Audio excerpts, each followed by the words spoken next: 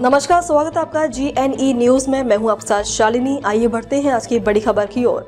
Iran पर हमले की पूरी तैयारी में डोनाल्ड ट्रंप बता दिया युद्धपोत भेजने के पीछे का इरादा। ईरान से तनाव के बीच अमेरिकी राष्ट्रपति डोनाल्ड ट्रंप ने शुक्रवार को कंफर्म कर दिया है कि वे अपने सबसे बड़े एयरक्राफ्ट कैरियर को पूरे लाव लश्कर के साथ मध्य एशिया भेज रहे हैं।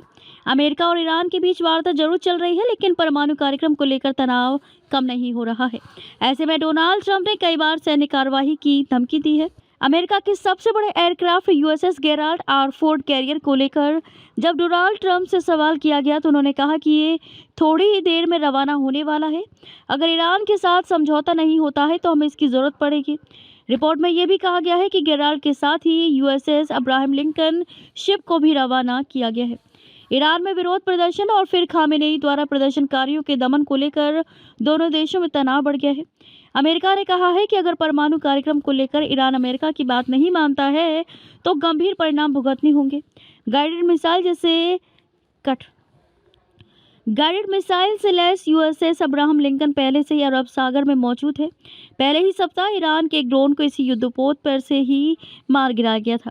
USS गेराल्ड फोर्ड युद्धपोत वेनेजुएला में अभियान को अंजाम देने गया था और तब से वहीं था।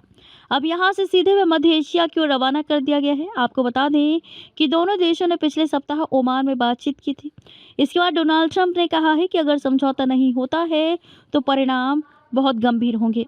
अमेरिकी अधिकारियों के अनुसार ये निर्णय ईरान के साथ परमाणु वार्ता में गतिरोध और क्षेत्रीय अस्थिरता के बीच वाशिंगटन की सैन्य शक्ति के प्रदर्शन के तौर पर लिया गया है। ये युद्धपोत अब फारस की खाड़ी और अरब सागर क्षेत्र में पहले से मौजूद USS अब्राहम लिंकन और उसके सहायक बेड़े के साथ शामिल होगा।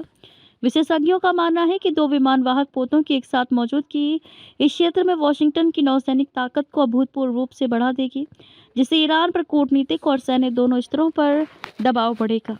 खबरों में अब तक के लिए बस इतना ही। फिर होगी आपसे मुलाकात। तब तक के लिए नमस्कार और देखते रहिए GNE न्यूज।